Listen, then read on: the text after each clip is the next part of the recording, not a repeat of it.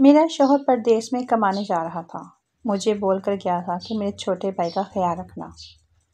وہ صرف 10 سال کا تھا۔ میں اسکول چھوڑنے جاتی اور رات کو میرے ساتھ ہی سوتا۔ ایک روز میری ملاقات اس کے استاد سے ہوئی تو میں ڈر گئی۔ وہ تو میرا سابقہ محبوب تھا، لیکن یہ بات میرے دیور کو پتہ چل گئی۔ اب وہ مجھے روز بلیک میل کرتا کہ وہ بھائی کو بتا دے گا اگر میں نے اس کی ایک شرط پوری نہ کی۔ میں سمجھی مجھ سے پیسے مانگے گا یا کوئی چیز، لیکن میری جان نکل گئی جب اس نے کہا۔ میری شادی کا تیسرا مہینہ تھا۔ ہنسی خوشی زندگی گزر رہی تھی۔ گھر میں صرف 3 ہی لوگ تھے، میں، میرا شوہر اور ایک 10 سالہ دیور۔ ایک دن جاب کے سلسلے میں میرے شوہر کو پردیس جانا پڑا اور مجھے میرا شوہر کہہ کر گیا کہ میرے بھائی کا بہت زیادہ خیال رکھنا۔ میں نے اپنے شوہر سے محبت کا مکمل ثبوت پیش کیا۔ میں اپنے دیور کا بہت زیادہ خیال رکھتی تھی کیونکہ وہ بچہ تھا اور مجھے بچوں سے شروع سے ہی بے حد محبت رہی ہے۔ میں اسے صبح خود اسکول چھوڑ کر آتی اور پھر چھٹی کے وقت میں ہی اسے لے کر آتی۔ اسکول میرے گھر سے زیادہ دور نہیں تھا۔ مجھے آنے اور جانے میں آدھا گھنٹہ ہی لگتا تھا۔ ویسے میں اس بات پر حیران تھی کہ یہ بڑا ہو رہا ہے، لیکن اس کے باوجود میرے شوہر کو نہ جانے کیا مسئلہ تھا۔ تو وہ اس بات کو سمجھتے ہی نہیں تھے کہ اب ان کے بھائی کو کچھ بڑا بھی ہو جانا چاہیے، لیکن وہ تو اس بات کو سمجھتے ہی نہیں تھے کہ میرا بھائی اب بڑا ہو گیا ہے اور اسے خود بھی اپنا خیال رکھنا چاہیے۔ کبھی کبھار تو مجھے ایسا ہی لگتا تھا کہ جیسے انہیں کسی سے کوئی خطرہ ہے، اسی لیے بھائی کو اس قدر چھپا کر رکھتے ہیں، لیکن میں نے اس معاملے میں کوئی بحث نہیں کی۔ پھر اپنے شوہر کی بات کو سمجھتے ہوئے میں نے بھی اپنے دیور کا خیال بالکل ایسے ہی رکھا جیسے وہ کوئی بہت ہی اچھا اور چھوٹا بچہ ہے۔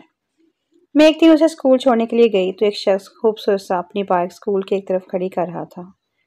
ان کو دیکھتے ہی میرے پیروں تلے سے زمین ہی نکل گئی، کیونکہ کوئی اور نہیں بلکہ وہ تو میرا۔ لیکن یہ ایسے کیسے ہو سکتا ہے؟ یہ یہاں کیسے؟ یہ تو مر چکا تھا چند سال پہلے۔ پھر یہ زندہ سلامت یوں میرے سامنے کیسے کھڑا ہے؟ میں حیرتوں کے سمندر میں تھی۔ یہ سب کیسے ہو گیا؟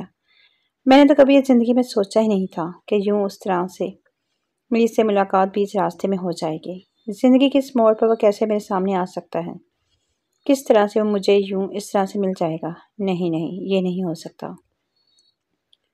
کبھی بھی نہیں ہو سکتا۔ وہ تو ایک حادثے میں اس دنیا سے آگے مجھ سے کچھ سوچا ہی نہیں گیا اور میں ولید یعنی اپنے دیور کو لے کر گھر آ گئی۔ جب میں گھر پہنچی تو میرے پسینے چھوٹے ہوئے تھے۔ ولید میرے پاس آیا اور آ کر کہنے لگا کہ بھابھی آپ کو کیا ہوا ہے؟ میں نے اس کے چہرے کی طرف دیکھا جہاں پر ہلکی سی مسکراہٹ تھی۔ میں نے جلدی سے چہرہ نیچے کر لیا کہ کہیں اس کو میرے راز کا پتہ نہ چل جائے۔ وہ ابھی تک میرے پاس ہی کھڑا تھا جب میں نے اس کے ہاتھ سے پانی کا گلاس لے لیا اور پانی پینے لگی، لیکن جیسے ہی میری نظر اس کے چہرے پر پڑی تو پانی کا گلاس دور جا گرا، کیونکہ ولید کے دیکھنے کا مجھے انداز کسی بھی صورت ایسا نہیں تھا کہ میں یہ سمجھوں کہ وہ 10 سال کا لڑکا ہو۔ وہ انتہائی غلیظ نظروں سے میری طرف دیکھ رہا تھا۔ میں اس قدر خوفزدہ ہو گئی کہ ایک لمحے سے پہلے ہی اسے بازو سے پکڑا اور اس کو باہر نکال دیا اور اپنے کمرے کی کنڈی لگا دی۔ میں جب بستر پر بیٹھی ہوئی تھی تو میرے وجود کے کانپنے سے ہی مجھے اس بات کی نشاندہی ہوئی کہ میں تو سر تا پاؤں کانپ رہی ہوں۔ میرے لیے بات بڑی ہی دشوار گزار تھی کہ میں 11 سال لڑکے سے اس حد تک ڈر گئی ہوں، لیکن میں کیوں ڈری ہوں؟ میں نے کوئی جرم کیا ہے جو میں یوں اس طرح سے ڈروں؟ میں نے اپنے دل میں خود ہی سوچا اور پھر اسے خود ہی اپنے ذہن سے کہیں دور نکال پھینک دیا۔ پھر یہ سوچ مجھے تنگ کرنے لگی کہ آخر کیوں میں اس سے گھبرا رہی ہوں۔ میں نے اپنے دل کو کچھ تسلی دی اور پھر کمرے سے باہر نکل گئی۔ ولید بھی گھر سے باہر نکل چکا تھا۔ میں نے تسلی کی اور ساتھ ہی گھر کے باقی کاموں میں مصروف ہو گئی۔ اب اگر گھر میں صرف 2 ہی لوگ ہوں تو کام کون سا مشکل ہوگا بھلا؟ بالکل ہی معمولی سا۔ میں نے ماضی کی ایک ایک بات کو یاد کیا اور سوچا کہ ابا مرحوم کہا کرتے تھے کہ جہاں پر صرف 2 ہی لڑکے رہتے ہیں وہاں کبھی بھی بیٹی کی شادی نہ کرو، لیکن اس وقت اماں نے ایک بھی نہیں مانی اور میری شادی یہاں پر کر دی تھی۔ اب مجھے اکثر اوقات ابا کی وہ والی باتیں بہت ہی زیادہ یاد آتی تھی کہ کاش اس وقت ابا کی اس مصلحت کو کسی نے سمجھ لیا ہوتا تو شاید آج حالات مختلف ہوتے۔ میری شادی ابیر سے جب ہوئی تو میرا بڑا بے حد خیال رکھتے تھے اور اب تک خیال ہی رکھتے آئے تھے، لیکن جیسے جیسے وقت گزرتا گیا گھر کے حالات اور واقعات کو پیش نظر رکھتے ہوئے زیادہ محنت کرنی پڑتی، جس کی بنا پر پہلے والی ملازمت چھوڑ چکے تھے۔ اب اس ملازمت کو حاصل کیے کچھ عرصہ گزرا تو ان کو شہر سے باہر بھی جانا پڑا تھا، لیکن وہ اکثر پہلے جاتے تھے تو جلدی واپس آ جاتے تھے۔ وہ ہر رات کو ہی اکثر آ جاتے تھے، لیکن اس دفعہ تو ان کا زیادہ دنوں کے لیے جانا تھا، اس لیے مجھے کچھ ڈر سا لگا۔ پہلے تو میں نے یہی کہا تھا کہ ابھی آپ کو جانے کی ضرورت نہیں، لیکن وہ کہنے لگے کہ جانا تو بے حد ضروری ہے، کیونکہ وہ کوئی میری پکی ملازمت تو نہیں جس کے لیے میں انکار بھی کر سکتا ہوں، اس لیے مجھے ہر صورت بھی جانا پڑے گا۔ میں کیا کر سکتی تھی؟ اب تو اماں بھی نہیں تھی کہ ان کو ہی اپنے پاس بلا لوں، بھابھی اور بہنیں سب اپنے گھروں میں ہی رہتی تھی۔ اب میں کس کو اپنے پاس بلاتی؟ اس لیے میں چپ کر کے خود ہی شوہر کا انتظار کرنے لگی۔ لیکن مجھے کیا پتا تھا کہ یہ چند دن جو وہ پردیس میں گزاریں گے تو پھر کس طرح سے میری زندگی مشکل ترین ہو جائے گی۔ ایک دن میں دیور کو اسکول چھوڑنے گئی تو وہ پھر سے اسی راستے میں موجود تھا۔ میں بڑی ہی خاموشی سے جلدی سے اس کے پاس سے گزر گئی اور وہ مجھے دیکھتا ہی رہ گیا۔ یہ بات میرے دیور نے نوٹ کر لی تھی۔ میں اسکول کے اندر چلی گئی کیونکہ آج میرے دیور کے اسکول میں مدر ڈے تھا۔ اب بیچاری میری ساس تو تھی ہی نہیں، اس لیے میں ہی اس کی ماں کے صورت میں اس کے اسکول والوں سے ملنے کے لیے چلی گئی۔ جیسے ہی میں میٹنگ روم میں داخل ہوئی، وہ بالکل میرے سامنے ہی بیٹھا ہوا تھا۔ اس کی نظر مجھ پر پڑی تو جلدی سے کھڑا ہو گیا۔ اس کے چہرے پر پھیلی خوبصورت سی مسکراہٹ تو وہی تھی جو کچھ سال پہلے تھی۔ وہ بس ویسا ہی تھا، کچھ بھی تو نہیں بدلا تھا۔ ماں سوائے اس کے چہرے پہ پہلے سے کچھ زیادہ ہی ڈرائی تھی۔ وہ بچپنا اب بھی نہیں تھا۔ میں نے جلدی سے چہرہ نیچے کر لیا، لیکن شاید کچھ دیر ہو چکی تھی۔ وہ نہ جانے اور مجھے کتنی ہی دیکھتا رہا کہ ولید نے اسے سر کہہ کر متوجہ کیا۔ سر، یہ میری بھابھی ہے۔ ولید نے میرا تعارف کروایا۔ وہ کچھ ہوش میں آیا اور بڑی عزت اور تکریم کے ساتھ بات کرنے لگا۔ میں بے حد کنفیوز تھی، نہ جانے کیوں وہ ماضی کے جھروکوں میں داخل ہو چکی تھی۔ ولید اس کی نظروں کے تعاقب میں نہ جانے کیا سے کیا سمجھ چکا تھا۔ میں نے کچھ بات کی اور پھر ساتھ ولید سے کہا کہ اب چلو، گھر میں کافی کام ہے، لیکن اس کے سر نے نہ جانے کب ہمارے لیے کھانے پینے کی اشیاء منگوا لی۔ ولید کھاتا جاتا تھا اور ساتھ میں یہ کہہ رہا تھا کہ ارے واہ بھابھی، آپ روز آیا کریں، سر نے تو آج ہماری بڑی ہی موجیں کروا دی ہیں۔ میں نے مرتے ہوئے 2 نوالے لیے اور پھر اٹھ کر باہر آ گئی۔ ولید کافی دیر کے بعد آیا۔ اس سے پہلے کہ اس کا وہی سار میرے پیچھے ہی آ گیا تھا۔ میں تو پہلے ہی خود کو بچاتی ہوئی آ رہی تھی۔ میں نے جلدی سے رکشے میں بیٹھ کر ولید کو اشارہ کیا، جو اسکول سے باہر نکل کر دوستوں کے ساتھ کھڑا تھا۔ ہم لوگ گھر آ گئے۔ گھبراہٹ کی وجہ سے سانس لینے میں دشواری ہو رہی تھی۔ ولید جلدی سے آ گیا اور کہنے لگا، اچھا تو بھابھی، یہ کیا چکر تھا؟ آخر اس بات کا کیا مطلب ہے؟ ولید، کس بارے میں بات کر رہے ہو؟ ارے میں تو سر مبشر کو یاد کر رہا تھا، کتنے اچھے ہیں نا، آپ ان کو جانتی ہیں پہلے سے؟ نہیں، میں تو نہیں جانتی ان کو، میرا تو ان سے کوئی دور کا بھی واسطہ نہیں۔ اچھا ریلیکس، کیوں اس قدر گھبرا رہی ہیں؟ میں تمہارے بھائی کی وجہ سے کچھ پریشان ہوں۔ وہ نہ جانے کب آئیں گے، میں نے فکر مندی سے کہا، اور ہاتھ میں پکڑے گلاس کی تھرتھراہٹ سے وہ محفوظ ہو رہا تھا۔ بھائی یہاں نہیں ہے تو کیا ہوا، سر مبشر تو ہے نا، اور ساتھ ہی ہنسنے لگا۔ بات کرنے کے بعد اس نے ایک طنزیہ کہکا لگایا تاکہ میں یہ سمجھ سکوں کہ وہ ہر بات کو جان چکا ہے۔ میں اس قدر خوفزدہ ہوئی کہ میں نے اس کے سامنے ہاتھ جوڑ دیے کہ خدا کے لیے کسی کو بھی مت بتانا۔ وہ میری اس حالت سے بہت محسوس ہو رہا تھا اور کہنے لگا، یہ تو آپ مجھ پر ہے نا کہ میں کس حد تک اس رات کو اپنے ذہن میں رکھتا ہوں، لیکن بھابھی، آپ کو دیکھ کر لگتا تو نہیں ہے کہ آپ اس قدر میرے خدا، دیکھنے میں تو آپ بے حد سیدھی سادی سمجھتا تھا، اور آپ لگتی بھی کچھ ایسی ہی ہیں، لیکن آپ نے کیسے گل اپنے زمانے میں کھلائے ہوئے ہیں۔ اب دیکھیں کیسے پردے اٹھ رہے ہیں تو کیسے راز کھل رہے ہیں۔ لیکن کوئی بات نہیں، اگر آپ میرا ایک کام کر دیں تو میں یہ راز کسی کو بھی نہیں بتاؤں گا، لیکن اس کے لیے آپ کو میری ایک شرط پوری کرنی ہوگی۔ میں اس وقت جس مصیبت میں پھنس چکی تھی، میں نے ساری شرائط ماننے کی حامی بھر دی۔ میں نے کہا مجھے ہر شرط منظور ہے، کیونکہ میرے ذہن میں تو یہی تھا کہ شاید مجھ سے پیسے مانگے گا یا کوئی قیمتی چیز، اس لیے میں بے حد مطمئن تھی۔ ولید، تمہیں جو کچھ بھی چاہیے مجھے بتا دو، لیکن میرے ان جڑے ہوئے ہاتھوں کی طرف دیکھو کہ خدا کے لیے کسی کو بھی مت بتانا۔ جی بہتر، نہیں بتاؤں گا، لیکن اس شرط کو پورا ہو جانے کے بعد۔ وہ شرط میں آپ کو کل ہی بتاؤں گا۔ میں نے کہا آج ہی بتا دو، کیونکہ میں نہیں چاہتی تھی کہ اس کام میں کوئی بھی تاخیر ہو۔ ارے بھابھی جان، آج تو کسی بے حد ضروری کام سے باہر جا رہا ہوں، کل لازمی بتاؤں گا۔ پلیز اس قدر بے چین تو مت ہوں۔ یہ کہہ کر وہ باہر چلا گیا اور مجھے پوری رات کے لیے سولی پر لٹکا گیا۔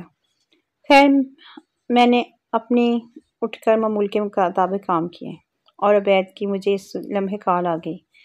میرا وجود سوکھے پتے کی طرح کانپنے لگا۔ ولید نے سب کچھ بتا دیا ہے؟ کافی دیر تک فون بجنے کے باوجود میں نے موبائل نہیں اٹھایا۔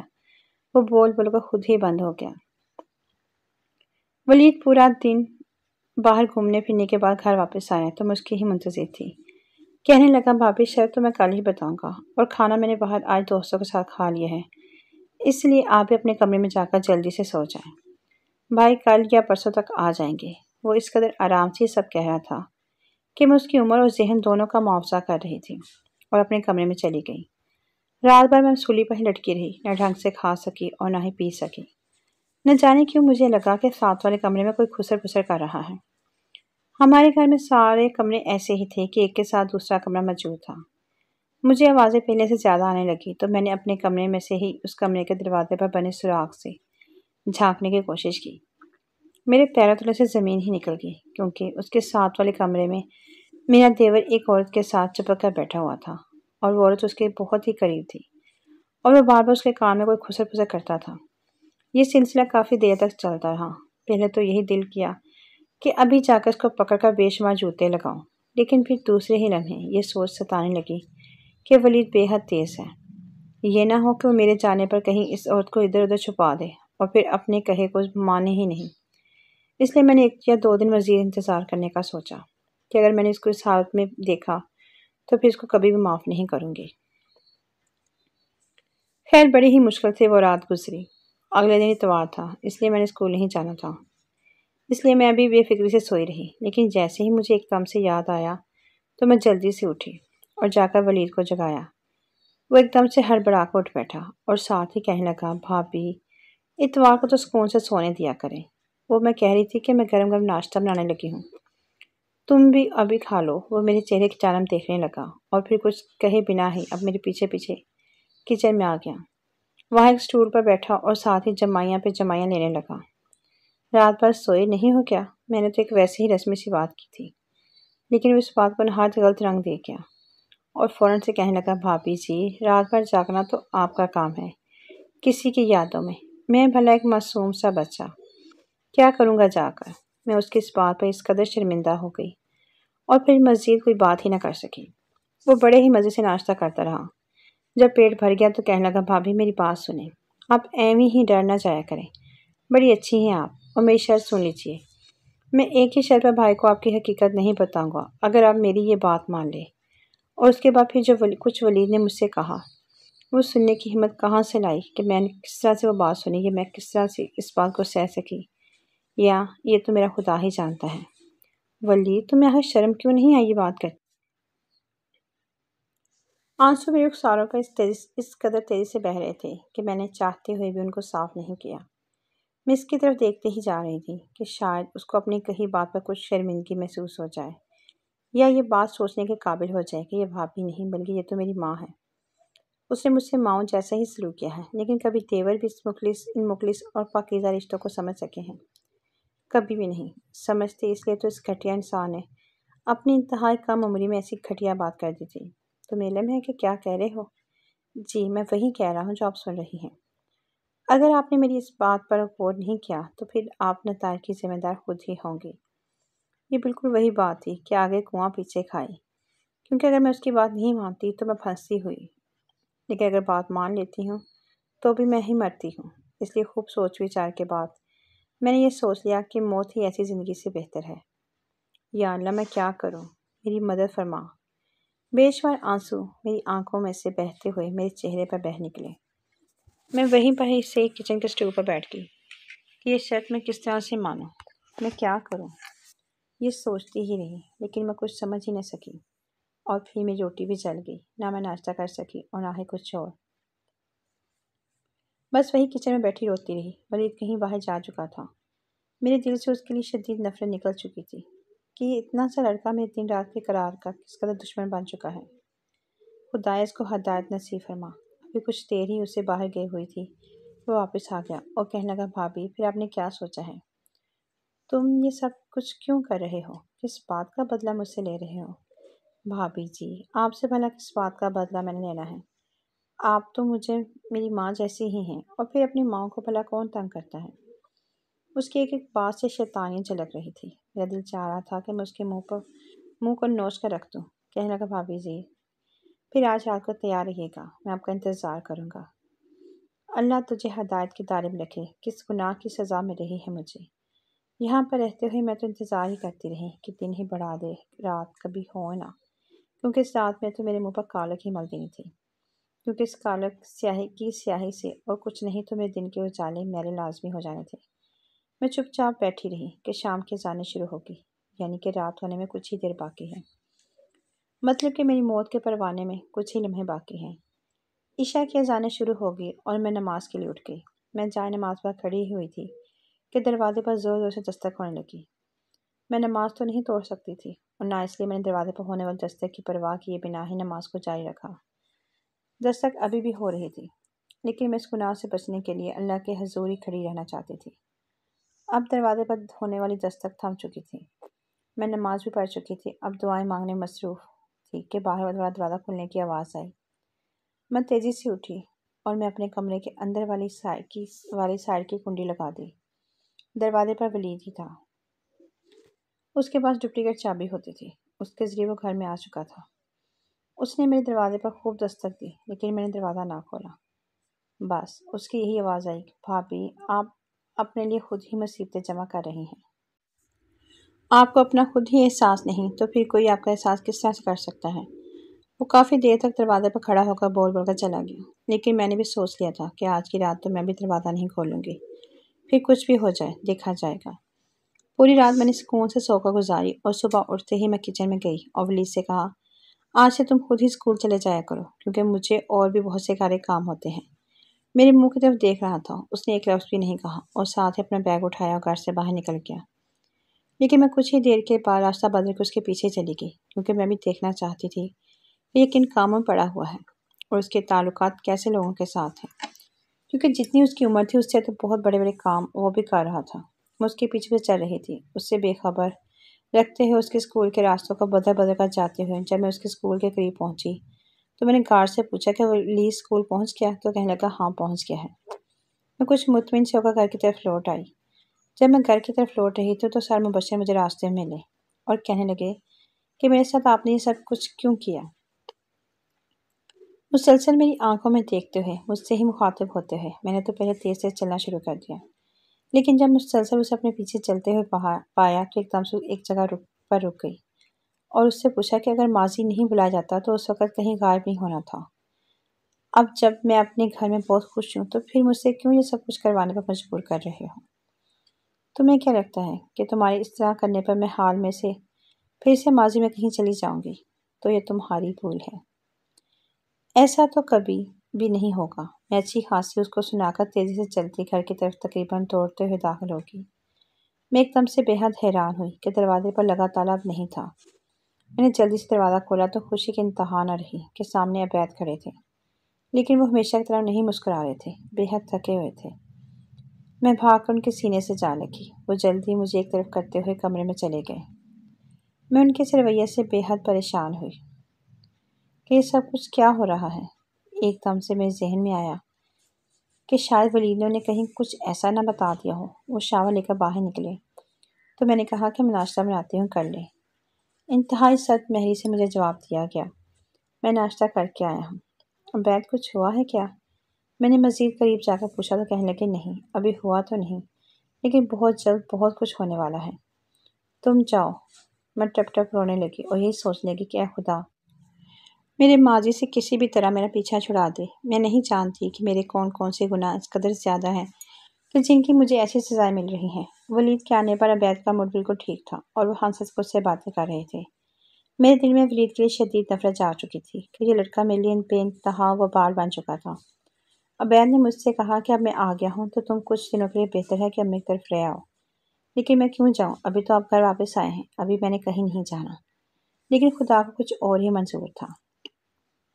پھر شام کو کال آ گئی کہ میری بڑی بھابھی کی طبیعت بے حد خراب ہے، اس لیے مجھے جلدی سے وہیں پر ہی جانا ہوگا۔ عبید مجھے امی کی طرف باہر ہی اتار کر واپس آ گئے اور میں گھر میں چلی گئی، لیکن جیسے ہی میں گھر میں داخل ہوئی تو سامنے بیٹھے اس شخص پر نظر پڑتے ہی میری سانسیں رکنے لگ گئی۔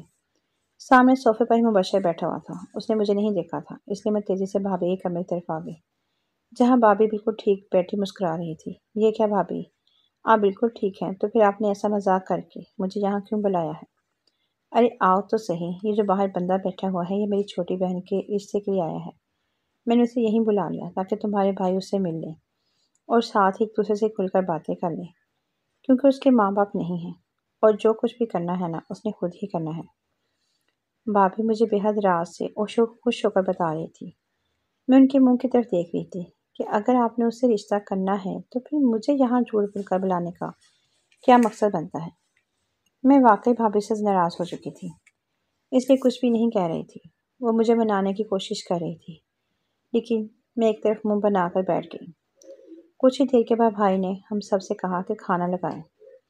میں نے نہ چاہتے ہوئے بھی کھانا لگایا اور پھر اس پہ مصیبت کہ مجھے وہ کھانا ساتھ بیٹھ کر کھانا بھی پڑا۔ مبشر کی نظریں مجھ پر ہی جمی ہوئی دیکھی تو میں بے حد پریشان ہوئی۔ ابھی ہم لوگ کھانا کھا رہے تھے کہ اچانک ہی عبید اور ولید بھی وہیں پر آ گئے۔ ارے واہ، یہاں تو بڑی پارٹی ہو رہی ہے اور وہ بھی ہمارے بنا ہی۔ ولید نے آتے ہی ایک روٹی اٹھا کر اسے کھاتے ہوئے اونچی آواز میں کہا۔ جب عبید لوگ داخل ہوئے تھے تو مبشر واش روم میں چلے گئے تھے، لیکن ولید ان کو دیکھ چکا تھا اور مسلسل اس کے انتظار میں تھا۔ لیکن مبشر جا چکا تھا، اسے کوئی ضروری کام تھا۔ عبید اور ولید کو بھی بھائی نے ہی بلایا تھا اور وہ آج سب کو میں سرپرائز دے رہے تھے، نہیں تو جان پر ہی بن رہی تھی۔ ولید لوگ جا چکے تھے اور عبید کہہ گئے تھے کہ میں ابھی کچھ دن تک یہیں پر ہوں۔ اگلے کچھ دنوں تک وہیں پر رہی اور ساتھ بھابھی کے ساتھ جا کر شاپنگ کرتی رہی۔ بھابھی کی ہر بات مبشر سے شروع ہوتی اور اسی پر جا کر ختم ہو جاتی، کیونکہ وہ بے حد خوش تھی اور ساتھ میں ہی اس کی تعریفیں کرتی رہتی تھی۔ ایک دن ہم لوگ شاپنگ کر رہے تھے کہ اچانک ہی بھابھی کو یاد آیا کہ اس سیٹ کے ساتھ کا میچنگ دوپٹہ تو وہ مال میں ہی چھوڑ آئی ہے۔ میرے پاس کافی سامان تھا، اس لیے میں وہیں پر ہی ایک طرف سارا سامان لے کر بیٹھ گئی اور بھابھی سے کہا کہ وہ جائیں اور وہ سارا سامان اٹھا کر لے آئیں۔ بھابھی چلی گئی اور میں وہیں پر ایک طرف ہو کر بیٹھ گئی۔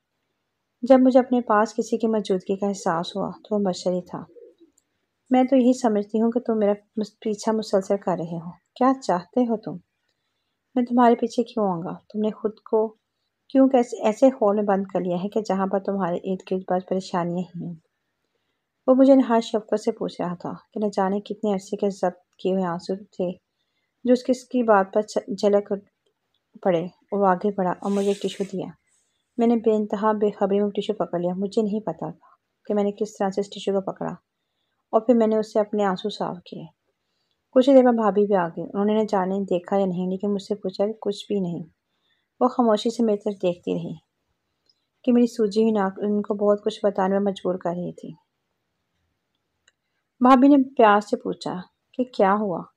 میں نے سادگی سے جواب دیا، اماں ابا بہت یاد آ رہے ہیں۔ انہوں نے مجھے گلے سے لگایا اور ساتھ لے کر چل پڑی۔ آج کی شاپنگ بس اتنی ہی تھی کیونکہ میری طبیعت ٹھیک نہیں تھی۔ جب ہم لوگ گھر پہنچے تو بھائی کی بہت اونچی آواز میں باتیں کرنے کی آوازیں آ رہی تھی، جیسے وہ کسی سے لڑائی کر رہے ہیں۔ ہم لوگ تیزی سے اندر گئے تو اندر عبید بیٹھے ہوئے تھے۔ وہ میرے ہی بارے میں کچھ الٹا سیدھا بول رہے تھے۔ میں کوئی آوارہ لڑکی ہوں جو مال میں یوں غیر لڑکوں کے ساتھ ملتی رہتی ہوں۔ بھائی سے یہ بات بالکل بھی برداشت نہیں ہوئی اور وہ میری طرف بڑھے اور پوچھنے لگے یہ سب کچھ کیا ہے بیٹا؟ بھائی ہمیشہ مجھے بیٹا کہہ ہی پکارتے تھے۔ ارے یہ کیا بتائے گی، ہماری تو قسمت ہی خراب تھی جو ہم نے اس کو گھر میں جگہ دی۔ بس آپ اسے رکھیں ہمارے اپنے گھر، میرے اس کے ساتھ کوئی تعلق نہیں۔ ایک دم سے عبید کے منہ سے یہ بات سنی تو میں نے بھائی سے کہا ابھی اور اسی وقت ولید اور مبشر کو بلائیں۔ بھائی نے فوراً دونوں کو یہاں کال کر کے بلا لیا۔ کچھ ہی دیر بعد وہ دونوں یہاں آ گئے۔ جیسے ہی مبشر گھر میں داخل ہوئے تو عبید پر نظر پڑی۔ عبید نے مبشر کو دیکھا تو پل چڑھ کے آنسو دونوں کی آنکھوں سے بہنے لگے۔ عبید آگے بڑھے اور مبشر کو گلے سے لگا لیا۔ یہ تو میرا بھائی ہے جو کچھ عرصہ پہلے کہیں کھو گیا تھا اور ابھی یہ یہاں ایک دم سے سب کیا ہے؟ ایک دم سے مبشر بھی ماضی میں چلے گئے جہاں پہ انہیں سب کچھ یاد آنے لگا۔ وہ کہنے لگے کہ جب ابا کی وفات ہوئی تو میں اس وقت آرمی جوائن کر چکا تھا۔ آرمی والوں کی نوکری بھی ایسے ہی ہوتی ہے، کبھی یہاں تو کبھی وہاں۔ پھر ایک دن جب میری ٹریننگ ختم ہوئی تو مجھے بارڈر کے بالکل قریب ہی تعینات کر دیا گیا۔ وہاں پر وہ علاقہ غیر کا ایک نشان تو لگا تھا، لیکن مجھے نہ جانے رات کے اندھیرے میں پتہ کیوں نہیں لگا۔ تو میں نے وہ بارڈر پار کر لیا، پھنس پھر ہندوؤں کے جنگل میں اس کی قید میں جا پڑا۔ وہ وہاں پھر 4 سال رہا، وہاں کے 4 سال میرے 400 سالوں کے برابر ہیں، کیونکہ بہت ہی بڑی قید و بند کی صحبتیں تھیں، ہر روز ظلم و ستم کا۔ پھر ایک دن میں نے اپنی ایک انگوٹھی اتار کر اپنے ایک دوست کو دی کہ اگر میں یہاں شہید ہو گیا تو یہ میرے گھر پر میری ماں کو پہنچا دینا۔ اب مشکل یہ پیش آئی کہ وہی مجھ سے پہلے شہید ہو گیا۔ بس میری لاش کو اخبار میں دے دیا گیا اور اس میں اس انگوٹھی کو بڑے ہی واضح کر کے دکھایا گیا۔ میرے گھر والوں نے جب وہ خبر پڑی تو وہ رو پیٹ کر صبر کر بیٹھے۔ ہمارے چچا اور تایا تو سب سے زیادہ خوش تھے کہ چلو ایک بیٹا تو گیا، اب ساری جائیداد کے وارث ہم سب خود ہی ہوں گے۔ اس لیے میرا وہاں ایک دم سے سب کے سامنے آ جانا کسی بھی خطرے سے کم نہیں تھا۔ اس لیے میں روپوش ہی رہا، لیکن میری ماں نے بارڈر کے پاس ہی ڈیرا لگا لیا کہ وہ یہ سمجھتی تھی کہ میں زندہ ہوں۔ بس پھر ایک ماں کی ایسی دعا تھی کہ میں واقعی زندہ تھا۔ ان کی قید سے جب نکلا تو میری ماں وہیں پر ہی بارڈر پر ایک جگہ میں رہتی تھی۔ ان کا کچھ حلیہ بھی ایسا ہی تھا کہ میں بھی پہلی دفعہ میں پہچان سکتا تھا۔ جب وہ میرے پاس آئیں تو میں نے ان کو اپنے ساتھ ہی گھر لے آیا۔ اب قید کے کچھ تو اثرات ہوتے ہی ہیں نا۔ میں اپنے گھر کا پتہ مکمل طور پر بھول چکا تھا۔ پھر میں شہر کی خاک چھانتے ہوئے واپس ہی اپنے شہر میں آ چکا تھا، جہاں پر میں نے ایک اسکول میں پڑھانا شروع کر دیا۔ وہاں میں نے ایک دن ولید کو دیکھا، کیونکہ میری قید کے دوران یہ بہت چھوٹا تھا، لیکن اس کے ماتھے پر یہ ابھرا ہوا تیر اس کی نشانی بن گیا تھا اور اسے پہچان لیا۔ اب میں نے اس سے خوب دوستی کی اور اس کو سب کچھ بتا دیا۔ اس نے کہا یہ ہر صورت مجھے اپنے ساتھ گھر لے کر ہی جائے گا۔ پھر ایک دن میں نے بھابھی کو بھی دیکھا تو ولید کہنے لگا کہ یہی آپ کو گھر لے جا سکتی ہے۔ بس پھر میں نے اس سے ملاپ بڑھانے کی کوشش کی، لیکن آفرین اس عورت پر کہ اس نے مجھے کبھی کوئی ذرا بھی لچک نہیں دی، بلکہ اس نے ہمیشہ ہی مجھ سے بہت ہی سخت اور تند و تیز لہجے میں بات کی، اور پھر اس نے ولید کی بھی کوئی بات نہیں مانی۔ ماں جی میرے ساتھ ہی ہیں۔ ایک دم پچھلے کمرے میں سے ایک انتہائی نفری سی خاتون نکلی اور آتے ہی تینوں بیٹوں کو اور مجھے گلے سے لگا لیا۔ ہم سب ہی بے حد خوش تھے، لیکن ولید کی خوشی کی تو دیر نہیں تھی، کیونکہ وہ سب سے چھوٹا ہونے کی بنا پر سب سے زیادہ ماں کو یاد کرتا تھا۔ ہم سب کے چہرے کھلے ہوئے تھے، سب کے چہروں پر بے حد اطمینان تھا، کیونکہ اب چاچا تایا کا بھی کوئی خطرہ نہیں تھا، کیونکہ مبشر کے پاس ایک فوجی گارڈ ابھی بھی موجود تھا۔ عبید نے سب کے سامنے مجھ سے معافی مانگی تھی اور میں نے بھی ان کو دل سے معاف کر دیا تھا۔